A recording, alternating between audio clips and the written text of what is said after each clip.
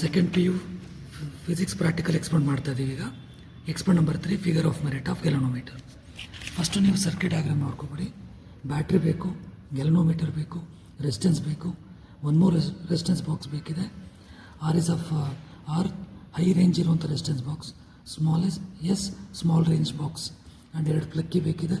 So ಈ ಸರ್ಕ್ಯೂಟ್ನ ನೋಡಿಕೊಂಡು ಪ್ರಾಕ್ಟಿಕಲ್ ಆಪ್ರೇಟರ್ಸ್ನ ಯೂಸ್ ಮಾಡಿ ಕನೆಕ್ಷನ್ ಕೊಡೋಣ. ಫಸ್ಟು ನೋಡಿ, ಬ್ಯಾಟ್ರಿ ಪಾಸಿಟಿವ್ ಎಂಡ್ ನೀವು positive end of galvanometer connection ಕೊಡಿ. ಅದಾದಮೇಲೆ ಸೇಮ್ ಪಾಯಿಂಟಿಂದ ಸ್ಮಾಲ್ ರೇಂಜ್ ರೆಸಿಸ್ಟೆನ್ಸ್ ಬಾಕ್ಸಿಗೆ ಕನೆಕ್ಷನ್ ಕೊಡಿ. ಇಲ್ಲಿ ಕನೆಕ್ಟ್ ಮಾಡ್ಬೋದು ನೀವು. ಇದು ಸ್ಮಾಲ್ ರೇಂಜ್ 1 to 1000 ರೇಂಜ್ ಇರುವಂಥ ರೆಸಿಸ್ಟೆನ್ಸ್ ಬಾಕ್ಸ್. ನೆಕ್ಸ್ಟ್ ರೆಸಿಸ್ಟೆನ್ಸ್ ಬಾಕ್ಸ್ನ ಮತ್ತೊಂದು ಕೊನೆಯಿಂದ ಸ್ಮಾಲೆಸ್ಟಿಂದ ಪ್ಲಕ್ಕಿಗೆ ಕನೆಕ್ಷನ್ಸ್ ಕೊಡೋಣ. Plug key is connected to small box, resistance box. Next negative end of ಗ್ಯಾಲನೋಮೀಟರಿಂದ ಪ್ಲಕ್ಕಿ ಕನೆಕ್ಷನ್ಸ್ ಕೊಡೋಣ. ಫಸ್ಟ್ ಪ್ಲಕ್ಕಿ ಕನೆಕ್ಷನ್ ಕೊಡೋಣ, ಅದರ ಆಪೋಸಿಟ್ ಎಂಡಿಗೆ ಕನೆಕ್ಷನ್ ಕೊಡ್ತಾ ಇದ್ದೀನಿ. ಈಗ ನೀವು ನೋಡಿ, ಸರ್ಕ್ಯೂಟ್ ನೋಡಿ, ಗ್ಯಾಲನೋಮೀಟರ್ ಪ್ಲಕ್ಕಿ K1 ಮತ್ತು ಪ್ಲಕ್ಕಿ K2 ಎರಡಕ್ಕೂ ಕೂಡ ಕನೆಕ್ಟ್ ಆಗಿದೆ. ಇನ್ನೊಂದು ವೈರ್ ತಗೊಳ್ಳಿ. ಸೆಕೆಂಡ್ ಪ್ಲಕ್ಕಿನ ಎರಡನೇ ಟರ್ಮಿನಲ್ನ ಇಲ್ಲಿ ಕನೆಕ್ಷನ್ ಕೊಡಬೇಕಾಗುತ್ತೆ.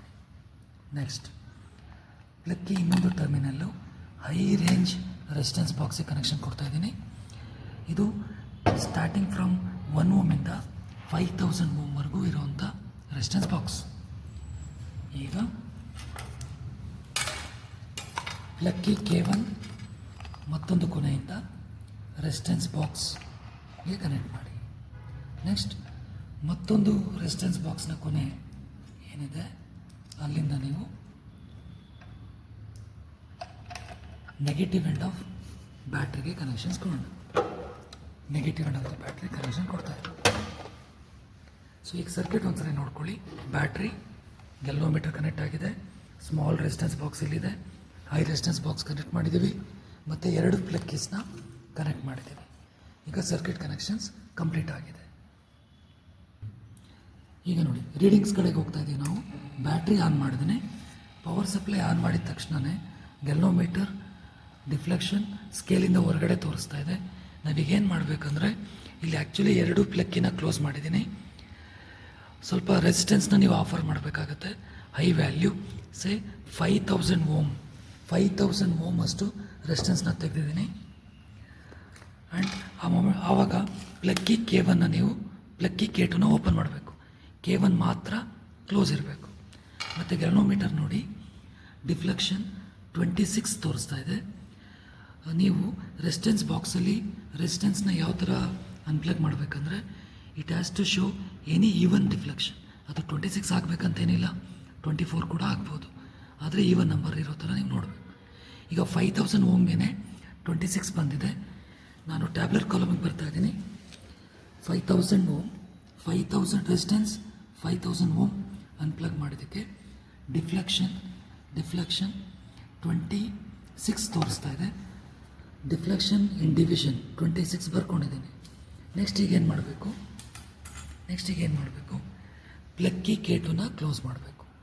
ಪ್ಲಕ್ಕಿ K2 ಕ್ಲೋಸ್ ಮಾಡಿದ ತಕ್ಷಣವೇ ಗ್ಯಾಲನೋಮೀಟರ್ 0 ಡಿಫ್ಲೆಕ್ಷನ್ಗೆ ವಾಪಸ್ ಬರುತ್ತೆ. ನೆಕ್ಸ್ಟ್ ಏನು ಮಾಡಬೇಕು, ಸ್ಮಾಲ್ ರೇಂಜ್ ರೆಸಿಸ್ಟೆನ್ಸ್ ಬಾಕ್ಸಲ್ಲಿ ಒಂದಷ್ಟು ರೆಸಿಸ್ಟೆನ್ಸ್ ನಾವು ಅನ್ಪ್ಲಗ್ ಮಾಡಬೇಕಾಗತ್ತೆ. ಎಷ್ಟು ಅಂತ ನಾವು ರ್ಯಾಂಡಮ್ ಆಗಿ ಟ್ರಯಲ್ ಆ್ಯಂಡ್ ಎರರ್ ಬೇಸಿಸ್ ಮೇಲೆ ತಿಳ್ಕೊಬೇಕಾಗತ್ತೆ. ಈಗ ಫಾರ್ ಎಕ್ಸಾಂಪಲ್ 100 Ohmನ ಅನ್ಪ್ಲಗ್ ಮಾಡ್ತಾ ಇದ್ದೀನಿ. 100 Ohm ಅನ್ಪ್ಲಗ್ ಮಾಡಿದ್ದಕ್ಕೆ ಗ್ಯಾಲನೋಮೀಟರ್ನ ಡಿಫ್ಲೆಕ್ಷನ್ 10 ಬರ್ತಾ ಇದೆ. ಆ್ಯಕ್ಚುಲಿ ಟ್ಯಾಬ್ಲೆಟ್ ಕಾಲಮಲ್ಲಿ ವ್ಯಾಲ್ಯೂ ಮೆಷರ್ ಮಾಡಬೇಕಾಗತ್ತೆ ಫಾರ್ ದ ಡಿಫ್ಲೆಕ್ಷನ್ θ/2. ಸೊ 26ಅಲ್ಲಿ ಆಫ್ 13 ಆಗಿರೋದ್ರಿಂದ 13 ಬರೋವರೆಗೂ ನಾವಿಲ್ಲಿ ಅನ್ಪ್ಲಗ್ ಮಾಡಬೇಕಾಗತ್ತೆ. 100 Ohm ಜೊತೆಗೆ ಇನ್ನು 20 Ohm ಎಕ್ಸ್ಟ್ರಾ ಅನ್ಪ್ಲಗ್ ಮಾಡ್ತಾ ಇದ್ದೀನಿ. ಇದು 12 ಡಿಫ್ಲೆಕ್ಷನ್ ತೋರಿಸ್ತಿದೆ.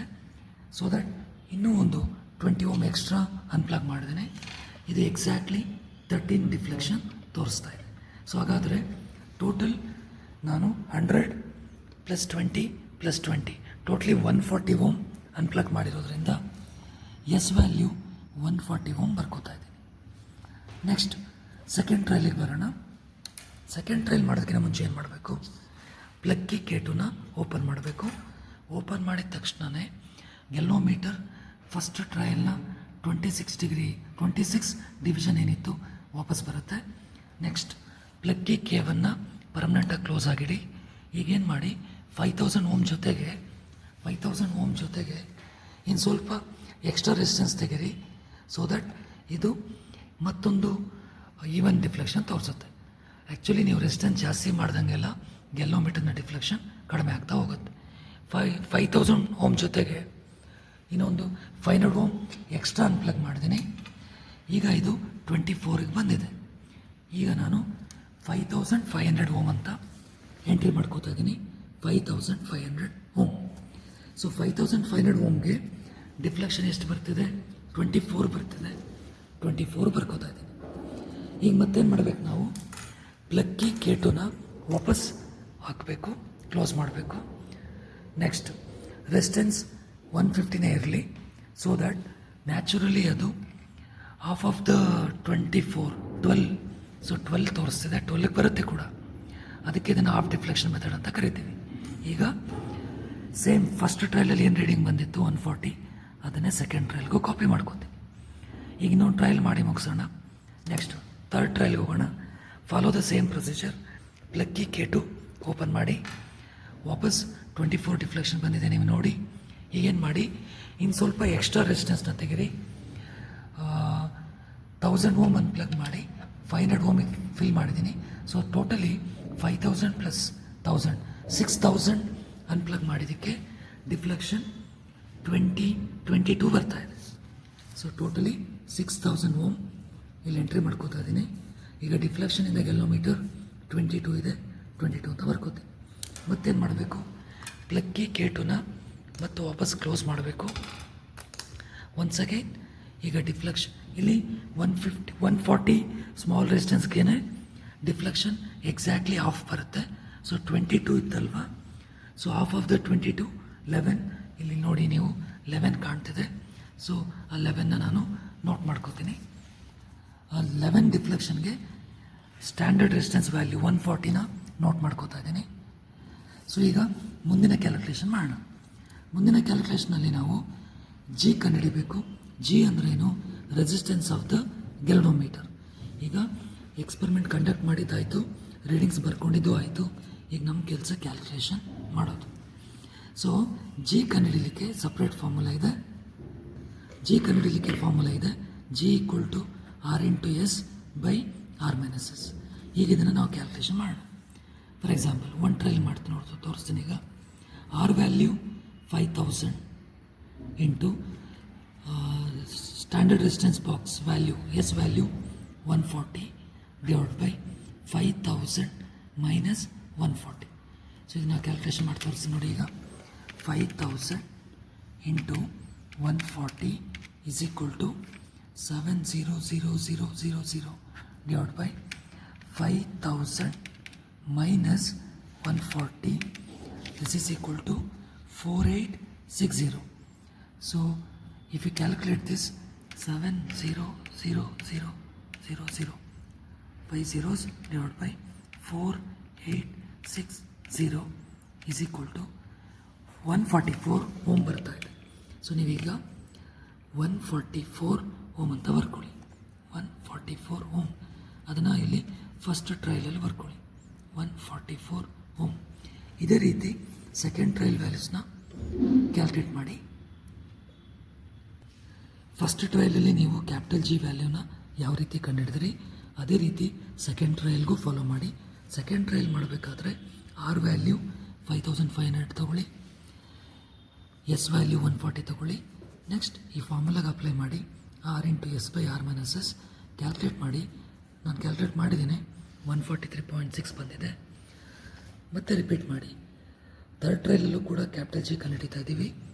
ಸೊ ಥರ್ಡ್ ಟ್ರಯಲಲ್ಲಿ ಕಂಡುಹಿಡಿಬೇಕಾದ್ರೆ capital R value 6000, S value 140 ಫಾರ್ಮುಲಾಗೆ ಅಪ್ಲೈ ಮಾಡಿ, ಸಾಲ್ವ್ ಮಾಡಿ. 143.3 ಬರ್ತಿದೆ. ನೆಕ್ಸ್ಟ್ ಅಲ್ಟಿಮೇಟ್ ಎಕ್ಸ್ಪೆರಿಮೆಂಟ್ ಉದ್ದೇಶ ಏನಂದರೆ ಕೆ ಕಂಡುಹಿಡಿಯೋದು. ಕೆ ಅಂದರೆ figure of merit of galvanometer. So ಅದಕ್ಕೆ ಫಾರ್ಮುಲಾ ಇದೆ E/R+G ಇಂಟು ಥೀಟಾ. ಈಗ ಟರ್ಮ್ಸ್ನ ಡಿಫೈನ್ ಮಾಡ್ತೀನಿ. ಇ ಅಂದರೆ E M F of the battery.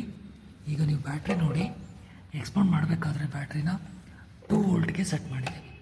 ವೋಲ್ಟೇಜ್ನ ನೀವು 2, 4, 6 ಅಂತ ಬದಲಾಯಿಸ್ಕೋಬೋದು. ನಾನು 2 ವೋಲ್ಟ್ಗೆ ಸೆಟ್ ಮಾಡಿ ಎಕ್ಸ್ಪೆರಿಮೆಂಟ್ ಮಾಡಿರೋದ್ರಿಂದ E M F value 2 volt ಆಗುತ್ತೆ. ಇಲ್ಲಿ ಬರ್ಕೋತೀನಿ. Next R/G theta values tabular ಕಾಲಮಲ್ಲಿ ಸಿಗುತ್ತೆ. ನಾವು ಅದನ್ನು ಯೂಸ್ ಮಾಡಿಕೊಂಡು ಕ್ಯಾಲ್ಕುಲೇಷನ್ ಮಾಡೋಣ. ನೋಡಿ, ಫಾರ್ಮುಲಾ K=E/R+G ಇಂಟು ಥೀಟಾ ಬರ್ಕೊಂಡಿದ್ದೀವಿ. K=EMF 2 volt for the battery. Resistance R first ಟ್ರಯಲಲ್ಲಿ 5000 ಇದೆ.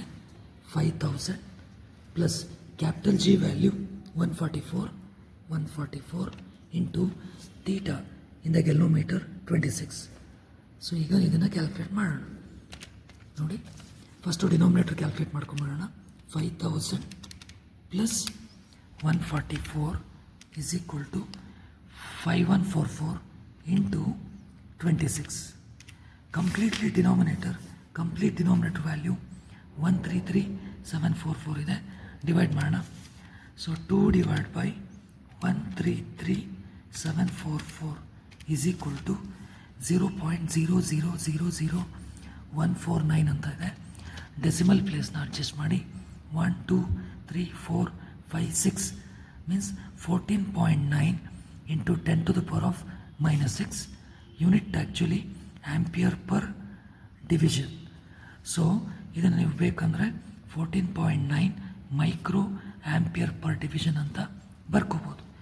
ಈ ಕ್ಯಾಲ್ಕುಲೇಷನ್ನ ನೀವು ಸಪ್ರೇಟಾಗಿ ಮಾಡಿಕೊಂಡು ಎಂಟ್ರಿನ ನೀವು ಮಾಡ್ಕೊಳ್ಳಿ ಟ್ಯಾಬ್ಲೆಟ್ ಕಾಲಮ್ಗೆ. ಫಸ್ಟ್ ಟ್ರಯಲಲ್ಲಿ 14.9 into 10 to the power of -6 ಬಂದಿದೆ. ಫಸ್ಟ್ ಟ್ರಯಲಲ್ಲಿ ನಮಗೆ ಕೆ ವ್ಯಾಲ್ಯೂ 14.9 ಇಂಟು 10⁻6 ಬಂದಿದೆ. ಅದೇ ಥರ ಸೆಕೆಂಡ್ ಟ್ರಯಲ್ನ ಡೇಟಾ ಯೂಸ್ ಮಾಡಿಕೊಂಡು ಮತ್ತೊಂದು ಸರಿ ಕೆ ಕಂಡುಹಿಡಿತಾ ಇದ್ದೀವಿ. K is equal to same formula 2/5500 R value, G value into theta value. So ಇದೆಲ್ಲ ಕ್ಯಾಲ್ಕುಲೇಟ್ ಮಾಡಿ ಇಟ್ಟಿದ್ದೇನೆ. ಆನ್ಸರ್ ನಮಗೆ 0.4000001476 ಇದೆ. ಡೆಸಿಮಲ್ ಅಡ್ಜಸ್ಟ್ ಮಾಡಿದ್ರೆ 14.76 ಮೈಕ್ರೋ ಬರುತ್ತಿದೆ ಆಂಪಿಯರ್ ಪರ್ ಡಿವಿಷನ್. ಈಗ ಇದನ್ನೆಲ್ಲ ಕಾಪಿ ಮಾಡ್ಕೋತಾರೆ. Second trial answer 14.76 10⁻⁻6. ಅದೇ ರೀತಿ ಥರ್ಡ್ ಟ್ರಯಲಲ್ಲೂ ಕೂಡ ಕ್ಯಾಲ್ಕುಲೇಟ್ ಮಾಡಿದ್ದೀವಿ. 147.9 ಇದೆ. This is 14.79 micro ampere per division. Copy ಮಾಡ್ಕೊಳ್ಳಿ. This is 14.79 10⁻⁻6. So totally 3 trials ಇದೆ. ಆಲ್ಮೋಸ್ಟ್ ನೀವು ನೋಡಿರ್ಬೋದು ಕೆ ವ್ಯಾಲ್ಯೂ ಈಗ ಕನ್ಸಿಸ್ಟೆಂಟಾಗಿ ಬಂದಿದೆ. ನೀವು ಎಕ್ಸ್ಪೆಕ್ಟ್ ಮಾಡಬೇಕಾದ್ರೂ ಅಷ್ಟೇ, ಇವಾಗ ಎಷ್ಟೇ ಟ್ರಯಲ್ಸ್ ತೊಗೊಂಡ್ರು ಕೆ ವ್ಯಾಲ್ಯೂ ಕನ್ಸಿಸ್ಟೆಂಟಾಗಿ ಬರಬೇಕು. ಈಗ ನಮ್ಮ ಕೆಲಸ ಈಗ ಏನಿದೆ ಅಂದರೆ ಕೆ ವ್ಯಾಲ್ಯೂನ ಮೀನ್ ತೊಗೋಬೇಕು. So add all the 3 readings divide by 3 ಮಾಡಿ. ಈಗ ಮಾಡ್ತಾಯಿದ್ದೀನಿ ನೋಡಿ. First value 14.9 plus 14.76 plus 14.79 is equal to divided by 3. This is equal to 14.8. So K value ನಮಗೆ ಆವ್ರೇಜ್ ವ್ಯಾಲ್ಯೂ 14.8 ಪವರ್ ಕಾಮನ್ ಇರುತ್ತೆ -6. So this is 14.8 micro ampere per division. So this is the answer. That is what the figure of merit of galvanometer. ಅದು ನಾವು ಕಂಡುಹಿಡಿದಿದ್ದೀವಿ. Almost for a given galvanometer ನಮಗೆ K value 15 micro ampere per division ಬಂದಿದೆ. ಜೊತೆಗೆ resistance of the galvanometer G ಕೂಡ ಕಂಡುಹಿಡಿಬೇಕು. So ನಮಗೆ 3 ಟ್ರಯಲ್ಸಲ್ಲಿ 3 different ಜೀಸ್ ಇದೆ, ಜಿ ವ್ಯಾಲ್ಯೂಸ್ ಬಂದಿದೆ. ಅದಕ್ಕೂ ಕೂಡ ಮೀನ್ ತಗೊಳ್ಳಿ. ಆವ್ರೇಜ್ ವ್ಯಾಲ್ಯೂನ ರಿಸಲ್ಟಲ್ಲಿ ಬರೆಯೋಣ. Let me calculate. 144 plus 143.6 plus 143.3 equals divided by 3 is equal to 143.6. 143.6. So this is the resistance of the galvanometer. So ನಾವು ಈ ರೀತಿಯಾಗಿ ಫಿಗರ್ ಆಫ್ ಮೆರಿಟ್ ಆಫ್ ಗೆಲ್ಲೋಮೀಟರ್ ಎಕ್ಸ್ಪರಿಮೆಂಟ್ನ ಮಾಡ್ಬೋದು. ಸೊ ಫೈನಲ್ ಆಗಿ ಬಂದಿರೋ ಆನ್ಸರ್ನ ರಿಸಲ್ಟಲ್ಲಿ ನಾವು ಮೆನ್ಷನ್ ಮಾಡಬೇಕು. So that is what our figure of merit of galvanometer experiment. Thank you.